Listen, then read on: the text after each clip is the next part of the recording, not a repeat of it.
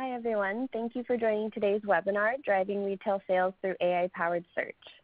Throughout today's presentation, you can enter any questions you have in the chat box on the bottom left side of your screen. We'll set aside time at the end of the webinar to answer questions. If we don't get to your question today, a member of the Lucidworks team will reach out to you. Today's presenters are AI luminary Ronald van Loon, Bluestem Brand's IT Director Jacob Wagner, and Lucidworks CTO Grant Ingersoll. And the Q&A portion will be moderated by Lucidworks Technical Engagement Manager Andy Oliver. Thanks for joining us today, everyone. Thank you, Janessa. Shall I kick off with a short introduction from my side? So I'm Ronald van Loon. I'm advisor for a leading professional certification company. It's called SimplyLearn. I'm also a consultant. I'm a blogger, and also a webinar host. And I attend events all around the world to keep my knowledge about the market up to date. Maybe, Jake, you can shortly introduce yourself as well. Yeah, thank you very much. My name is Jake Wagner. I'm an IT director at Bluestem Brands in charge of search and our product content discipline. Great, thanks, Jacob. And I'm Grant Ingersoll. I'm the CTO and co-founder of Lucidworks, as well as a long-time Apache Solar and Lucene contributor and committer. Thank you, Grant. So let's start. Let's kick off with some background in the retail industry. I think if you look to the retail industry, the digital disruption is really changing the scope of the retail experience, and this is happening both in the consumer and in the business market. And I think we really live in the age of the customer nowadays. So retailers need to continuously develop strategies around the creation of better and more relevant and seamless experiences across the whole channel and all the channels basically that they are serving. If you look to the market, the good thing is there's a very positive outlook for retail despite all the competitive nature that we see in the marketplace. So a growth in retail is forecasted to reach around 3.2 to 3.8% for the coming year.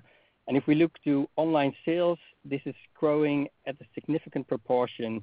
If we look in the industry, it's about around 24% year over year, which was in 2017. So this is very positive. We also see that the customers now can interact with the products and with the services from the companies wherever they are, basically, whether it's on the smartphone, on the tablet, on the computer, any position they are in the world, they can basically connect with retailers and can buy and interact. So today's modern digital age, the point of sale becomes basically wherever the customer is located, which is different, of course, than it was 10 to 15 years ago. And because of this evolution of all the intelligent technologies that we have, businesses really have an opportunity now to reach the customer in new and in exciting ways, rather than just providing just the products and the services and make them available wherever they are on any device. And businesses can specifically and individually target each customer and to its unique and its personal interest and its personal taste. So retail is all about the customer. And these customers are getting used to being able to really seamlessly interact with the brands wherever they are.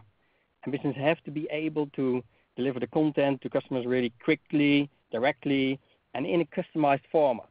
Because if they don't, their customers will just move on to either the competitor or to an alternative.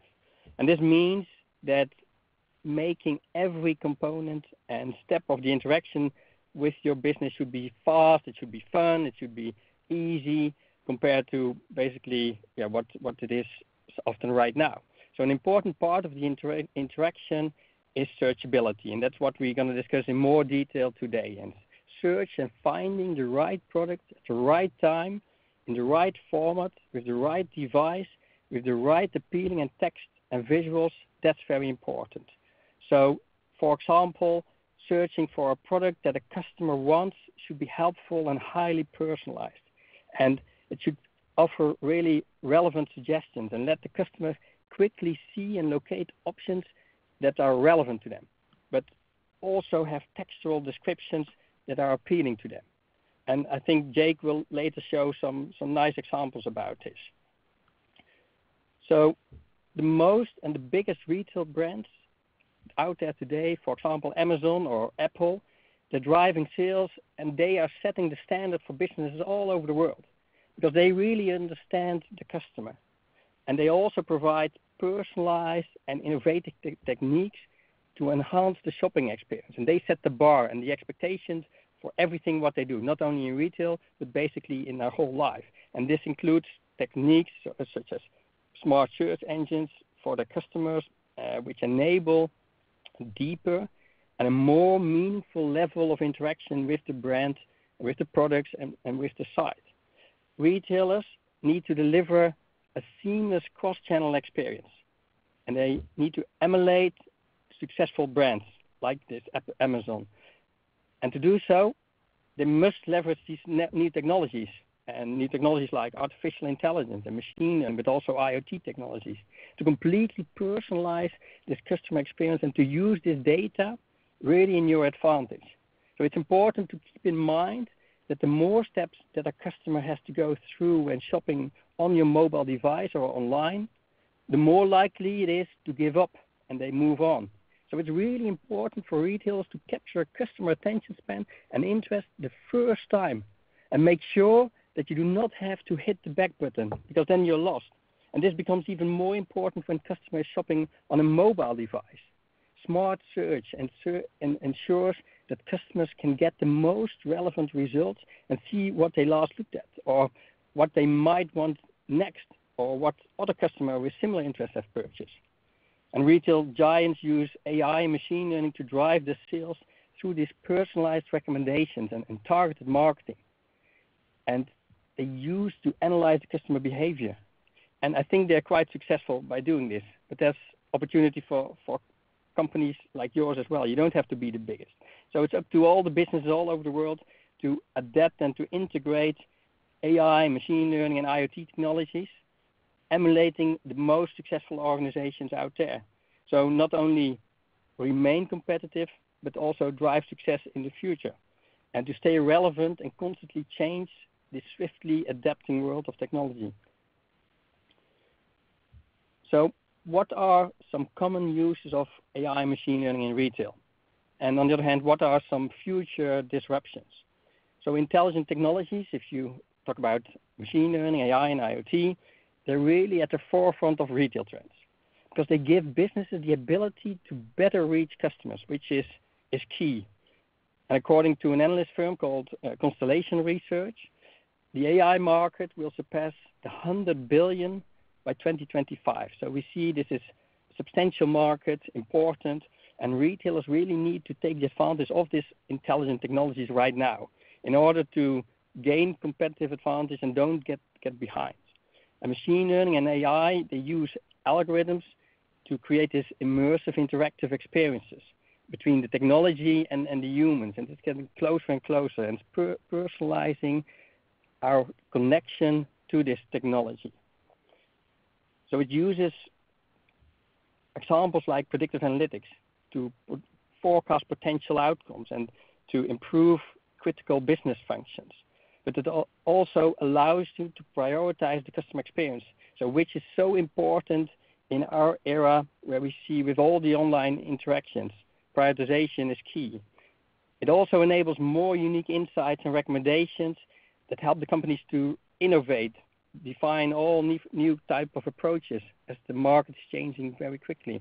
And this is because of machine learning can understand and can process all the big data patterns that lead to actionable insights, prescribe actions, and insights that can be applied to refine and to improve this customer support and the customer experience, but also access marketing and sales opportunities or evaluate risk and financial risk before somebody purchases. And it can also target basically your business growth, and this is what brings real value. So let's talk more about IoT, the Internet of Things. That's a network of connections between people, between things, and businesses. And companies are using IoT data to process information in real time. And that's what we see more and more. Everything becomes more and more real time. And this improves their ability to provide really customized and customer-based services and products. So all these connected devices means that customers want faster and they want more immediate results when they interact with products or with the services. So businesses have to provide more integration. They have to provide better tools, better services, and accessories to make the IoT-enabled experience better, which becomes even not multi-channel, but multi-everything. And we see that IoT uses in the businesses, in the retail industry is really on the rise. So, for example, another analyst firm like Gartner, they predict that there will be 20 billion connected devices by 2020, which is already, let's say, in almost a year and a half. And combined with this artificial intelligence and machine learning and IoT, they help companies to reach the customers because it's utilizing this real-time insights. And they enable you to respond to the customer much faster and also respond to products and service issues if they have, so you can solve them. So what we see is that retailers are leveraging IoT sensor data and tying it into their total business process. And the information that they collect that can be analyzed and can be used to develop all kinds of different strategies to cater the customer, such as improving the services to refine your customer experience. So through IoT, machine learning, and AI, companies can start predicting what customers want and what they need. They can analyze the purchasing behavior automatically, analyzing browsing habits, understanding sentiment. I'll come back to later on where you can understand sentiment in the coming future with the developments with personalized assistants on your mobile. But you can also create truly customized experiences to keep customers really coming back, that they get addicted to you. So with so much data being generated, business need to use AI and machine learning to capture the right kind of data and direct insights to improve this experience. Retail companies, they can also apply these insights toward product and service development or to improve marketing strategies and to improve the delivery services. So for example, the recommendations should be highly relevant based on customers' past purchases and searching and browsing history or their past shopping habits. So a customer who doesn't show any interest in cookware shouldn't be shown any options for cooking pans or grills or kitchen items. But instead it should really focus to see recommendations that suit their unique interest and their unique habits, so that they are happy with their experience on the site and that they're really encouraged to complete the purchase. And machine learning and AI are the technologies that enable these retail businesses to provide this elevated level of recommendations and experiences for their customers. So what kind of disruptions can we expect? And I think there are quite some disruptions in retail, and it's moving fast. So retail has experienced the digital disruption, and this will continue in the future, and I think will only go faster with this development in AI, in machine learning, in IoT. And IoT plays a major role in this disruption because more and more devices and touch points get connected and get censored and generate data, which also gives an opportunity. And this IoT, this influences the customer purchasing trends as well, and it really is going to change the customer behavior. And retail businesses really have to continue to rely on this IoT to help to reach the customers much more effectively. And as the number of devices grow so steeply, you have to get into this now. Other future IoT trends will to include technologies that allow customers to try, for example, clothes virtually, or you can have billboards that create customized ads that follow customers around when walking to a shopping center, or even automated stores like the one that Amazon opened in Seattle, in Washington, that does not require the customers to physically check out their purchases, where Amazon uses this video surveillance with real-time analytics to define which products are in the shopping basket. So no people are required anymore in the checkout process. So one of the disruptors that's shaping the retail currently and showing a potential for even further evolution is this personal assistant. I was referring to this already. Like what we see with Amazon Alexa Echo Look, that can help you in your shopping for your fashion, which is really purposely designed. But the big change is coming from the mobile phone companies like Huawei. I spoke 2 months ago with their developers, and within the coming 5 years, with the help of AI, all mobile phones will be personal assistants, and 90% within 5 years of the people on the planet will use this personal assistant. And you can imagine it's not only for shopping, but it's going to have a huge impact on shopping as well if your mobile phone can sense, can hear, can understand what you are, what you like, what your preferences are. And these developments are really a key component in the retail experience. This Amazon is today, this Huawei phone, for example, will be the future, and the same probably will happen with Apple phones. So these are powered by machine learning, by IoT, and by AI, and are an interactive and quick way for customers to get what they want faster. And brands really can improve the interaction with the customer and create an entirely new way to interface with the customers. But you have to move on then right now. Another tool to interact with customers is 3D printers and scanners.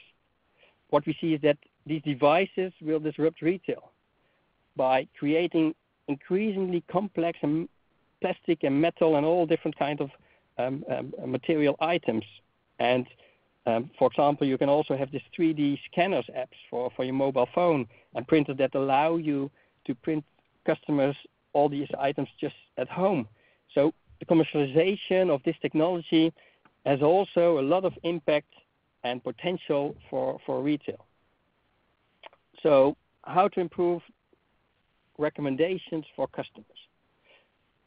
Back to search functionality. Search functionality is the core of e-commerce experience, because if you can't find your products, then you can't buy from your business. And I think that's, of course, obvious. It's important for business to have the intelligent technology and capabilities in place that enables them to map the customer journey and use different recommendations to help the customer find what they really are looking for. So recommendations, for example, used on the homepage, so that frequent and returning customers can see what they've were looking at. It also helps them to see what they probably want to purchase next, or show items that customers with similar interest have purchased. And when this is presented on your homepage, customers are able to see all of this before they even get the search part of their experiences. So retailers can use the homepage to also entice the customer with popular and trendy items that a lot of users are using and what they're searching for. Let's look at smart search. So if we look to smart search, it can personalize searches so that the top results are always most relevant for you.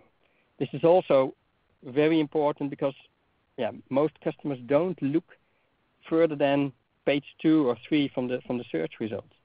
Another example is the item page, where you have recommendations that are featured on the item page that can help customers to see similar items in other options, such as colors and brands. And Jake will show some very nice examples about this.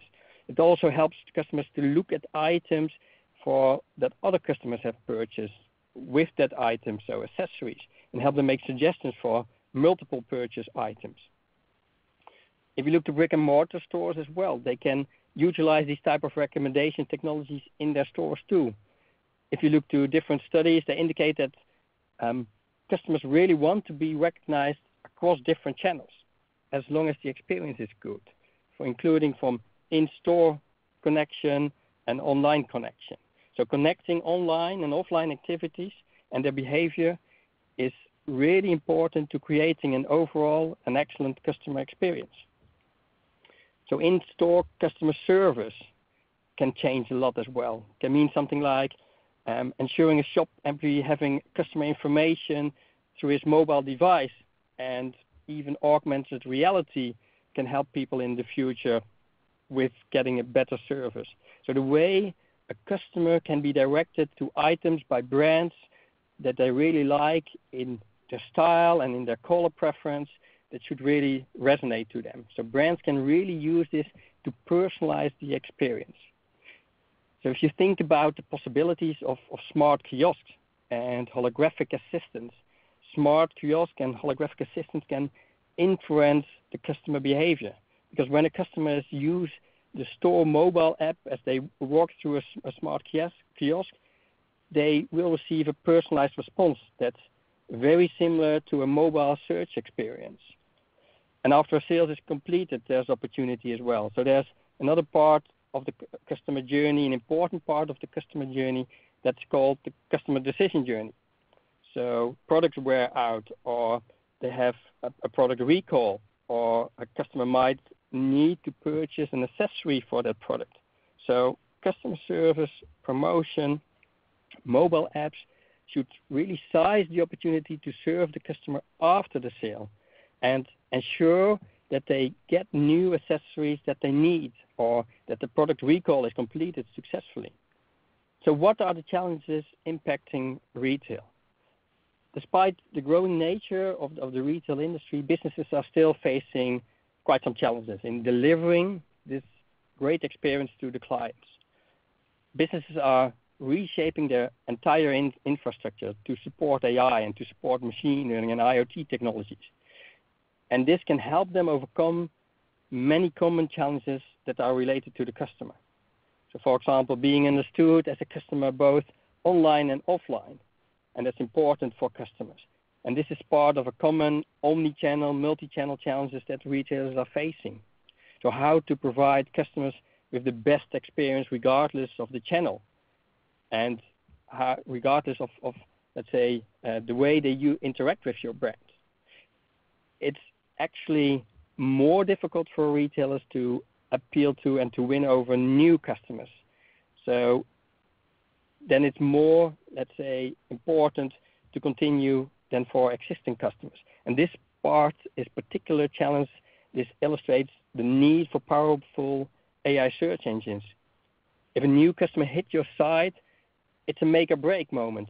So when they search for what they want, you have to provide it. This moment presents an opportunity to gain a new customer or to drive them away with a frustrating interaction, trying to locate a different product, but they can't find it and get an irrelevant search result. So integrating AI and machine learning technologies power innovation. And this is another challenge for businesses because of the hardware and the software requirements that are involved. And all the knowledge how to use artificial intelligence, how to use machine learning, and how to gain the right type of insights from all these massive quantities of data. It's a big challenge. So using data analytics to power insights is critical, but it can only be done if the retailers are capturing the right kind of data and delivering a seamless omni-channel customer experience still stays, I think, a main challenge for retailers. And retailers need to market, to sell, and to reach customers, whether they are on a desktop, on a mobile, or in a brick-and-mortar store, so that the brick-and-mortar and digital experience are much more integrated. And this can only happen with items like customer profiling. And this customer profiling is supported by search. Omnichannel experiences, they are driven by search capabilities. Customers have evolved fast relying on searches that use all the keywords and the certain key phrases. So today's customer demand more AI-powered search that captures customer data and automatically determines which customer belong to which groups, or even discover groups that you didn't know that they even were existing based upon all different kinds of criteria where AI can help. And retailers need to collect this customer data both in-store and online. Digitally, it's clear. In-store, it's sometimes a challenge to help drive this data-driven omni-channel experience. And this should be, of course, compliant with new regulations like GDPR in Europe, where the customer becomes the owner of the data and double opt-in is required before sending any promotional material. So customer intelligence and the right marketing and the right products and channel data is core of all the search functionalities and capabilities in today's retail environment. So customer profiling is how browsers are converted into real customers, regardless whether they are brick and mortar store, shopping online, or digitally on your site. Personalization, the customer experience is the challenge, unless businesses are using tools we have discussed to effectively profile their customers and use data to target them as true individuals. And this means really understanding the customer preferences, what they might buy if they like something else, or where they hear about your products and where they hear about your services, or what they repurchase, or what they're typically searching for, are all a part of better understanding your customer and their unique interests and personalizing a customer experience that's relevant to them.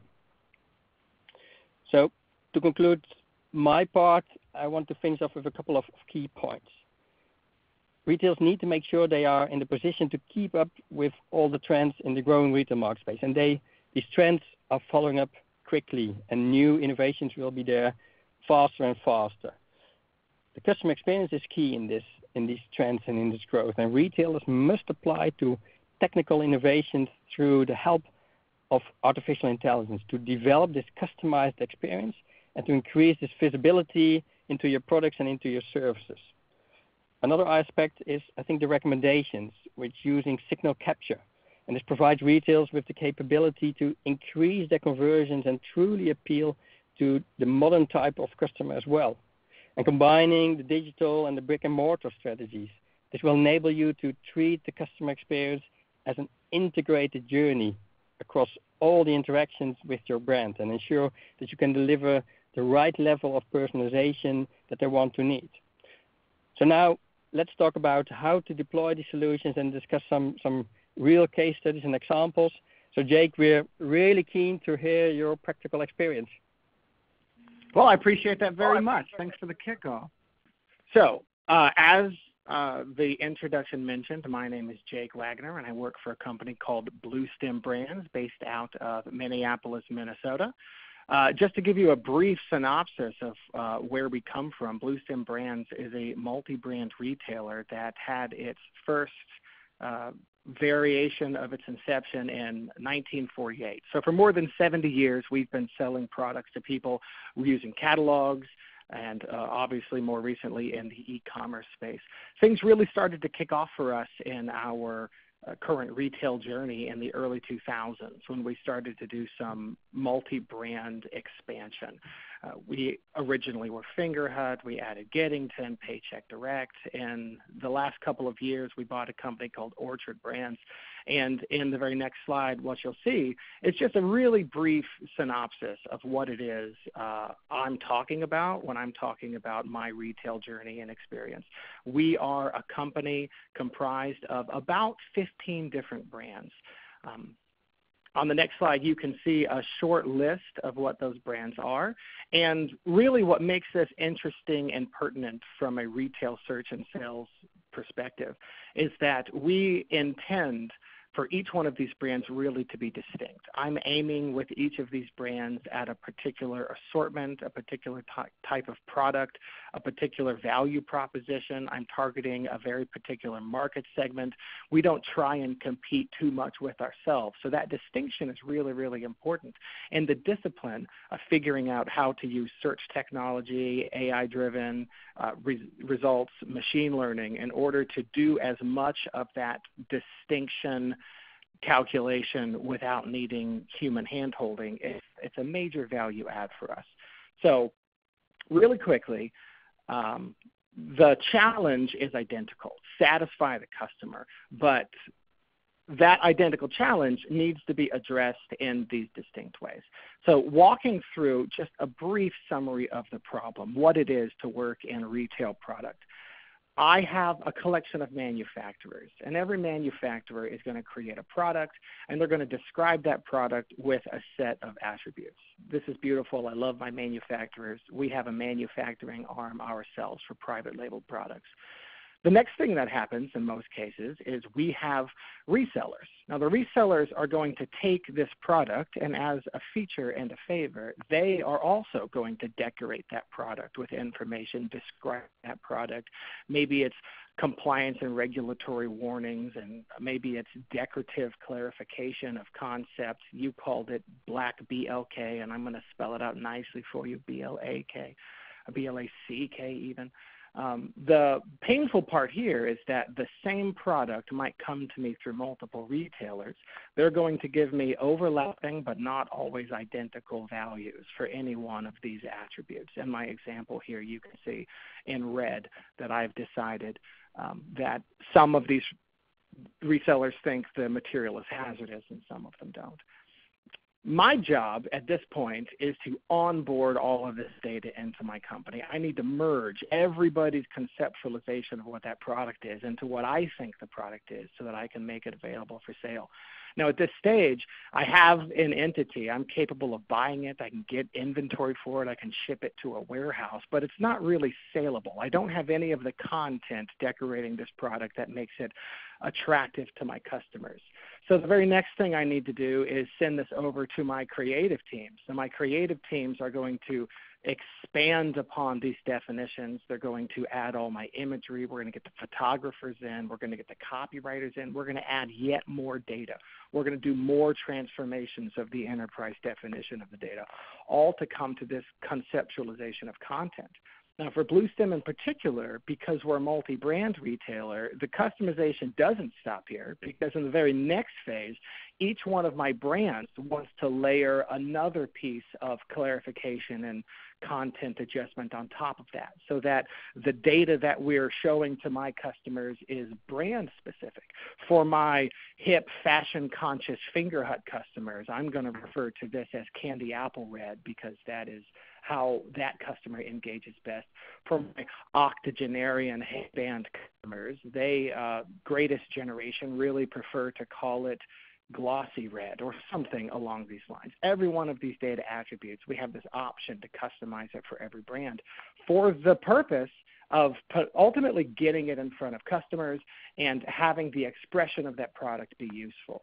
Now, when we talk about the expression of product, and particularly in the search context, we talk about the content, which we've been discussing. We talk about the context, and we talk about the collaboration.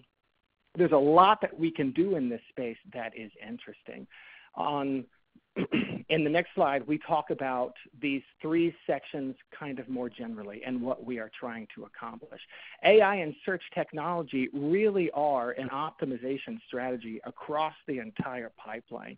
Right at the beginning with the onboarding, we discussed this problem of getting quality data, figuring out how we can best understand the truth about these pieces of information. How do we get the best data? How do we normalize and flatten? How do we know which of these resellers' definitions for exactly what the color is the most accurate? The color, again, may be something that is a little more fungible and malleable based on which market segment. But some of those compliance and regulatory messages, some of those choking hazard disclaimers, those carry with them liability. It's very, very important then that we take the best messaging that we can that satisfies all of our regulatory needs. How do we optimize the vendor's onboarding time even, right? Because I have these resellers logging into my systems and trying to give their data to me so that I can give it to customers. Their time's important to me too. The smoother I can make that experience, the easier I can make the transition, the closer we can get to Amazon and Alibaba style marketplaces where hundreds and thousands of vendors are competing to participate and get product in front of my customers. Once the data is onboarded then, I have internal teams who are trying to do this decoration and this creative extension. How do I optimize their work queues? What is the best thing to take pictures of today, photographers? Now, what is the best thing to take a picture of today is also a search experience that you could customize. Every one of our products has metadata that describes it and has actions being taken against it that could be used to make sure that each one of my creative teams is optimally disposed. which products are due to go on sale tomorrow, and we've already sent, marketing blitzes out that said it would be available. I need to push those over the finish line. They should be top of relevancy for things to work on today. Which ones have the highest margin for me? Those are the things I should push off into the highest relevancy so they get done today. Which things are other people working on right now as opposed to sitting at the bottom of someone else's queues? There's a lot of ways I can optimize this if we pay attention to it. At the same time, which things am I floating to the top of that list to get a human to work on that maybe I could be clever here and not need a human to work on? Do I need a human to tell me that the best word for this color red is candy apple red versus glossy red, or is there some way that I can learn that? And then post-expression, I have all of these same concerns, but all of a sudden I am also rewarded with all of this customer-generated information. All of a sudden, I have this mechanism to learn the answers to all of my previous questions. What verbiage in color do my customers prefer? As my customers interact in the search experience, they're telling me what they prefer with their engagement. How do they like to slice and dice the content? Which attributes are important to them to understand what it is they want to purchase? Which facets do they interact with on the side of the screen? All of that helps me understand what of my content is of highest quality, what of my content is of highest importance, and I can use that in a feedback loop to optimize onboarding that content, decorating that content, and expressing that content in a way that can be both market segment specific, assortment specific, and customer specific. The context in particular, the collaboration in particular, the content is what we've been talking about, but the context tells me maybe inside of this web session what it is this customer is doing. How does this customer's purchase history in the past? How does other customers' purchase history? And how does what this customer has been doing so far today? How can I customize their search experience using all of that? The example that I like to give is that customers come into my website and they're searching for electronics. Maybe they spend an hour in the electronics department, and then they type in the word driver. Right now, the word driver is an interesting word. Maybe they mean a truck driver. Maybe they mean a golf club driver. Maybe they mean a software driver. It is only really with that contextual understanding of how their web session has been evolving today that I can make a smart guess as to which category to put them in. If they've been in electronics, maybe I lead them more towards software. If they were in sporting goods, I lead them more towards golf. All of that context is super important, in addition to understanding what other people mean when they put in the word driver. That's the collaboration. So understanding what the customer wants by their behavior, by other customer behavior, really helps me optimize how I present to them, how I engage with them, and then their information in turn helps me optimize the entirety of my pipeline. So how do we do this in broad strokes at BlueSIM? At BlueSIM, and I have on the next slide a very, very high-level segmentation of kind of what we do. We have three major columns in the pipeline. In the beginning, my manufacturers, my vendors, my aggregators, they're logging into my websites, my vendor portals, my onboarding systems, and they're loading their data. All of these systems contain in them search and machine learning algorithms that understand how the vendors are interacting, which products they're trying to onboard, which ones I care most about that they're onboarding, and I have the option to make most relevant in all of their experiences the things that I think are going to be the most valuable to my customer. And the second column then, I have my landed products. These are the things that my content and creative teams are diving into to decorate, to make specific to my company. I have all of the same capabilities here driven by those customer-generated pieces of information and signals. Which things have the highest margin, but which things are the customers engaged in? Which things are they excited about? What are they searching for that I haven't landed yet because my inventory hasn't shipped? All of those things can float to the top of any work queues sorted by relevancy that my creative teams are going through. The tightly coupled creative teams then are now loosely coupled because the search relevancy allows them to know just by looking at the list that whatever's at the top of the list is the best thing for them to be working on today. And finally, we take all those products and we express them out into the systems that my customer is consuming. And this is where all of the magic happens. You get your products out there, you use their content so that whatever the search has typed into it hits the right products and brings it up using verbiage that appeals to that customer. You then Pay attention to the way the customer engages, the frequency, the speed, how many facets they use, how they sort it, how they page it, what other things they added to the cart, what categories they were shopping in when they decided to buy these things, what things they've bought in the past. You can pay attention to what geographic location they come from. You know, if you search for a national sports team on my website and I know that you come from this particular part of the country, I can make sure that the imagery that is exposed to you is the imagery of your local sports team as opposed to some random sports team from the league, right? All of this customization is possible because we pay attention to what our customers are doing and try to apply that to the entire pipeline. So this is, again, super high level, super fast, so that we can have time for everything else. Grant, I'd like to turn it over to you, please.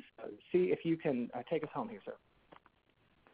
Great. Thanks, Jacob, and thanks also to Ronald, who set all of this stuff up nicely for me. You know, I think one of the interesting things in taking a little bit of a step back on all of this stuff that's going on, I mean, I think Ronald made a lot of great points around how AI and IoT are really driving a lot of the retail trends. And Jacob gave you a great insight into some of the complexity of a place like Bluestem, where there are a large number of products, there are a large number of marketplaces that they're responsible for delivering across. And so what I thought I would do is set the stage around how we think about those things, and then, of course, give you some sense of how we actually deliver this in terms of product and expertise here at Lucidworks. And in a nutshell, you know, I think when I look back on all the retailers that we work with at Lucidworks, there's one thing that really stands out that helps answer all of these questions. And it really centers around this notion of experimentation. You know, Jacob talked about a lot of different ways they can use AI. And I think one of the challenges that all of us face in this space really is, how do we know which things to work on? And for many years, you know, as a quote-unquote expert in search and in machine learning, natural language processing, was often in these situations with clients where they're saying, hey, Grant, what should we be doing? And, you know, it's often really challenging as an engineer, as an expert, to know exactly what the right answer is. And the really cool thing these days is I no longer have to have all of the answers, because by adopting an experiment-driven mindset, I can take a step back and say, hey, let's make sure we set up a framework upon which we can do experiments, and then we can go try out all of these great ideas. Because one of the things that I just routinely see across all retailers is you just never know where that next great idea is going to come from. In fact, I've seen a number of cases where ideas that were put off for a long, long time, because they had a proper experimentation framework in place, they were all of a sudden able to get them in faster. And guess what? Those things that were put off often lead to some of the greatest gains within the systems. So I wanted to talk a little bit about what are some of the keys to being experiment-driven, and then dive in, of course, to how we deliver on that. So the first key to being experiment-driven, I think, is really to just accept the fact that you're going to be wrong. If you think about what goes on in most any organization around taking in and trying out different things, the reality is the large majority of time, we just simply don't know what's going to work, right? And so if you only get to run 3 or 4 or maybe 5 experiments a year, especially if we're talking about your back-end systems, your search systems, your data processing systems, you are failing to seize on all of those good ideas that you might have. And so one of the key things that you have to be able to do when you're adopting these systems is communicate to your management that by putting in place this capability of doing experiment management, and I'm not just talking about kind of the front-end marketing-driven A/B testing that many retailers already do. I'm talking about system-wide experimentation, the ability to try out very low-level data-oriented experiments, the ability to try out different algorithms for doing search, for doing machine learning, natural language processing, all of those kinds of things. You have to have acceptance and buy-in from all of the people in the process that a good deal of these experiments are going to be flat. Some of them are even going to perhaps be negative, and there's ways, of course, we can deal with that. But every now and then, you're going to get that real winner that's going to really drive home some big results. So, of course, just get used to being wrong. I think one of the next key things then, of course, is in order to do all of this, you have to break down what we like to call insight silos.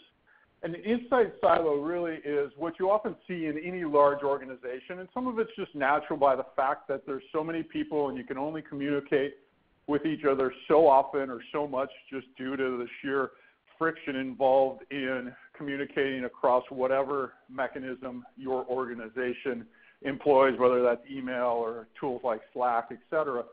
But one of the things that we often see, is this classic case of, especially in retail, what I like to call or see is, marketing owns the user.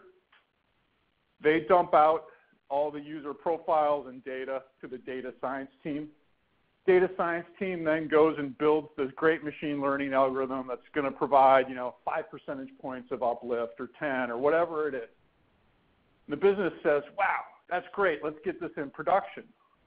Engineering then looks at it and says, I'm sorry, that's written in R. We don't put R in production. We got to convert it to fill in the blank production language, Java, Scala, whatever, new language that's used in production, right? 4 months later, engineering finally has this new model in production.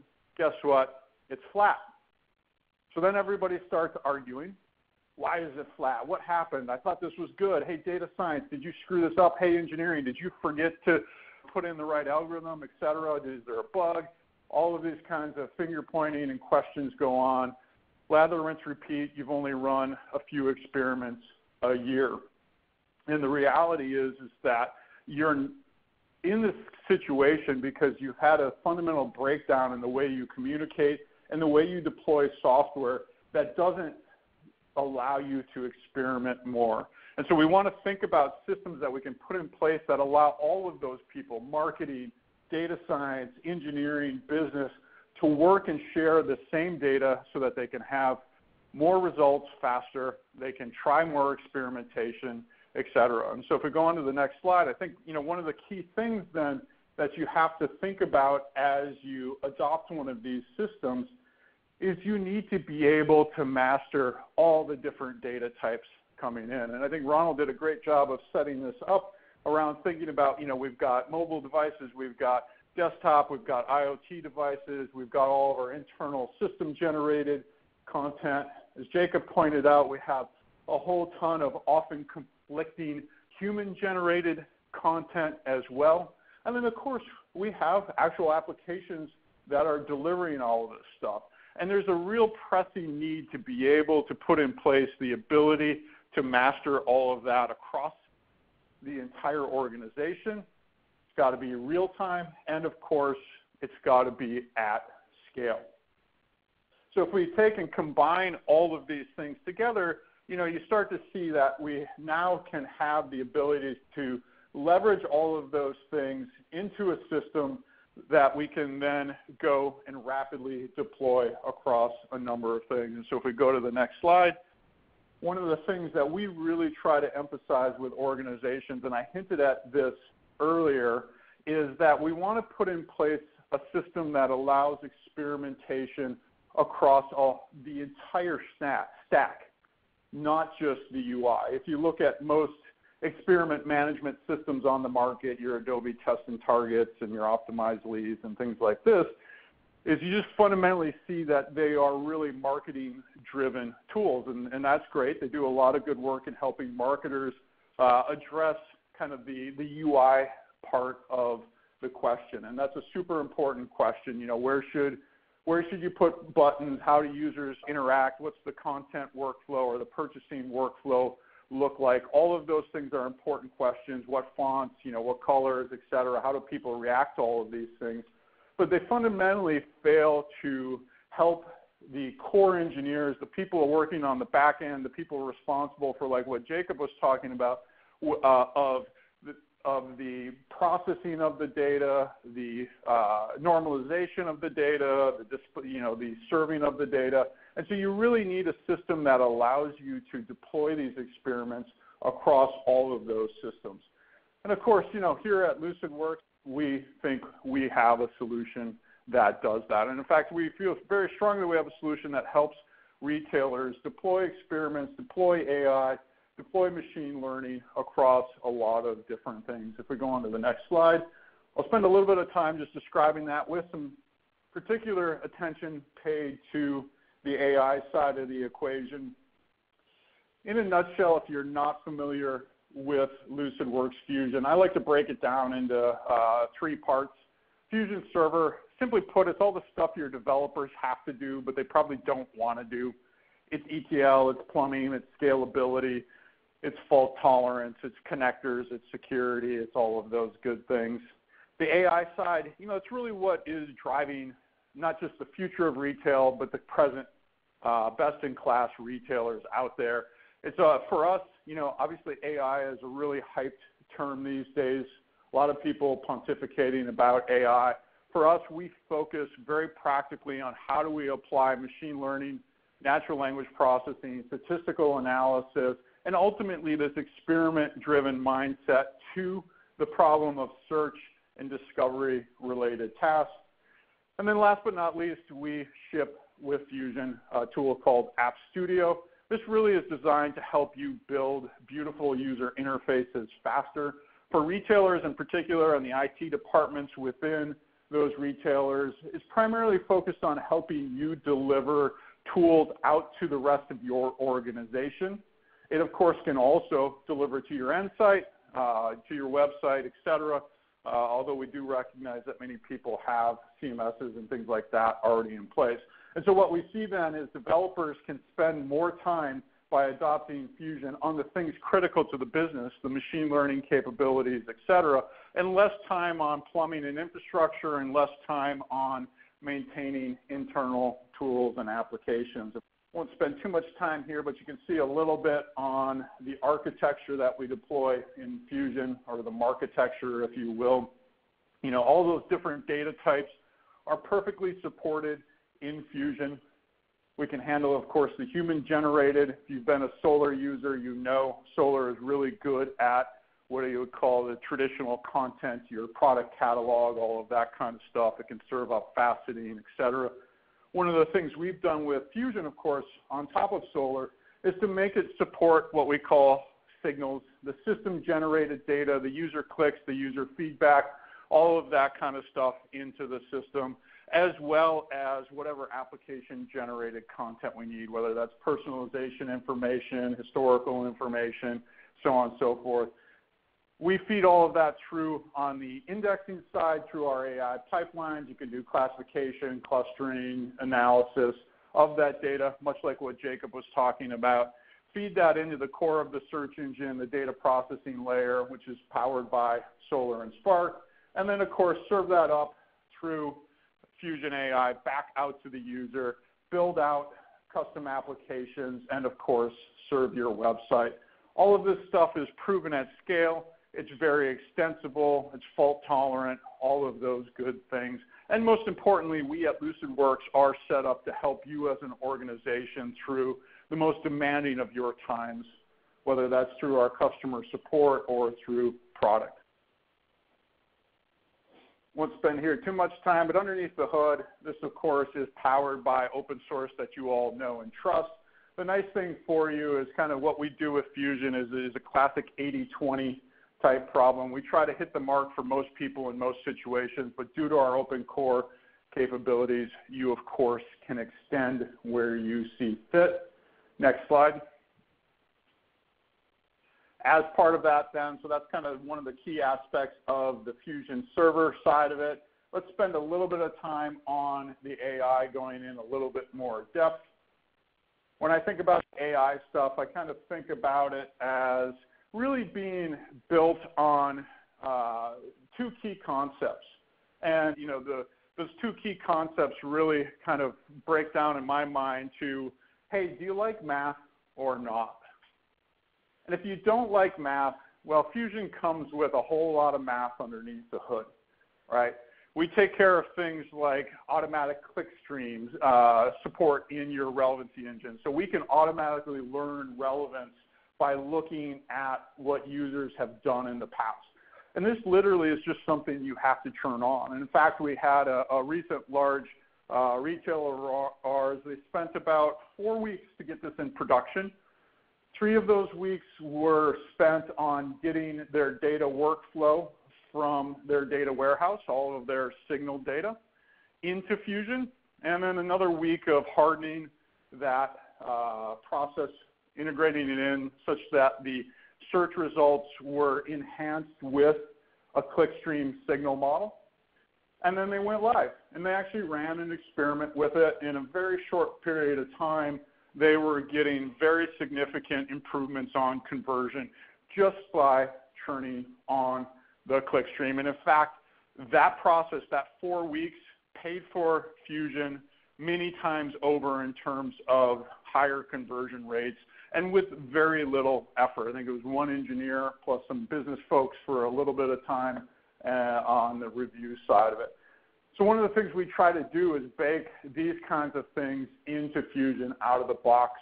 But of course, if you want to dig in, if you have your own team of data scientists, you can, of course, do that kind of work yourself as well. So if you like math like me, feel free to go for it. You have full and complete access to all the underpinnings of our math engine. You can run your own Spark jobs. You can deploy your machine learning models. In fact, one of the things that we do in Fusion is take away some of that pain around getting machine learning into production. So that vicious cycle that I talked about earlier of data flowing from marketing through to data science through to engineering is all short-circuited by Fusion because our platform supports the capturing of the data that marketing needs. It supports the data science tools that they need in order to build their models, and it supports putting it in production such that Fusion really is a one-stop shop for building and deploying these kinds of ideas. And in fact, we also take care of a lot of the grunt work, if you will, around data science, things like data prep, et cetera. And naturally, we work with all of the tools like Python and R and SAS and Jupyter and so on.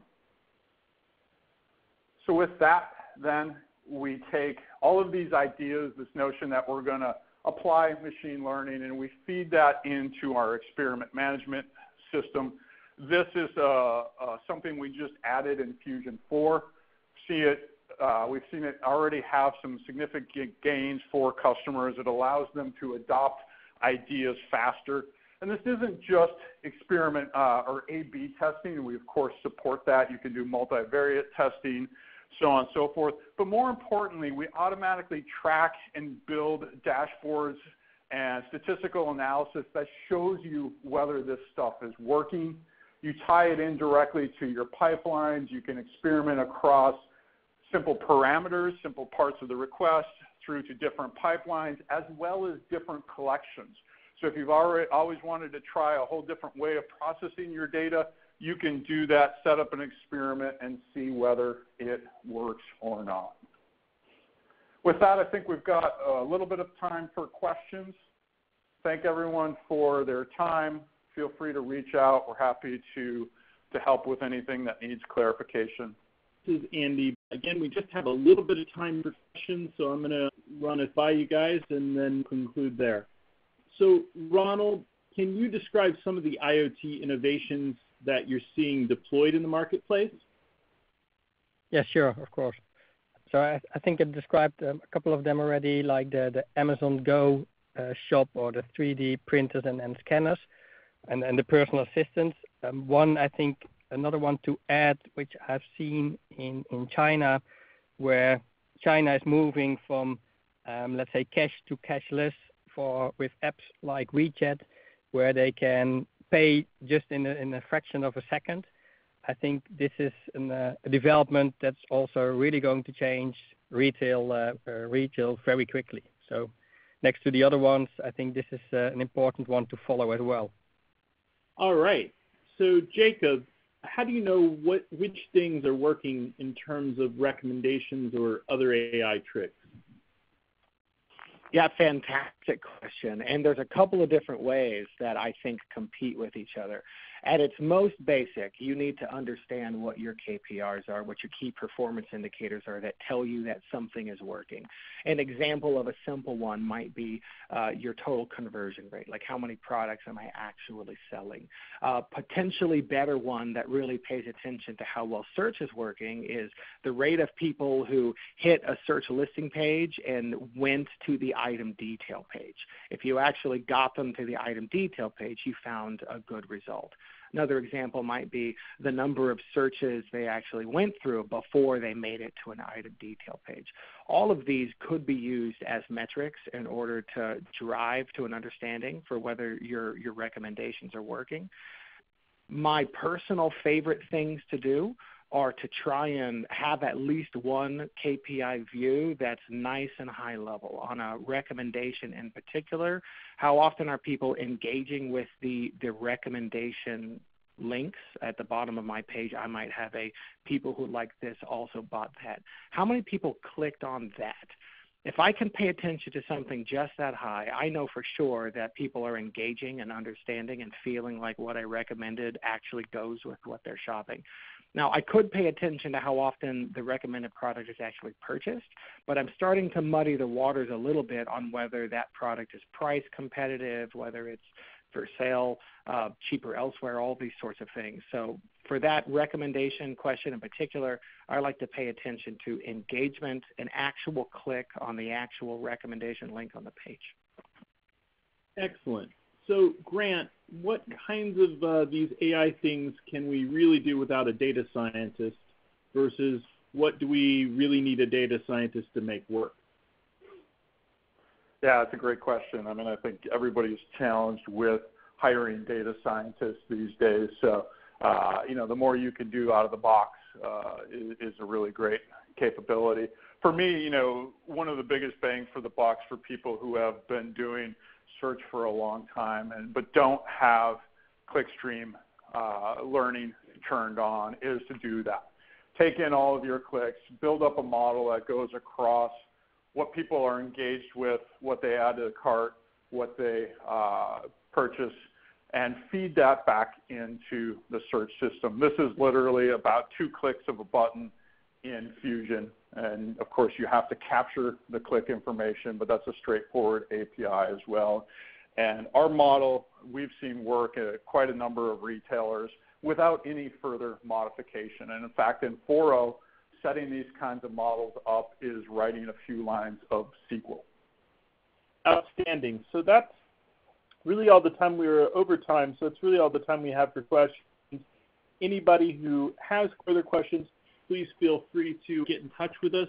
If we didn't have time for your question, somebody from Lucidworks will reach out to you after the presentation. I appreciate everyone for joining us, and thank you, Grant and Ronald, Jacob, for presenting, and everyone have a great day. Thanks, everyone. Thanks.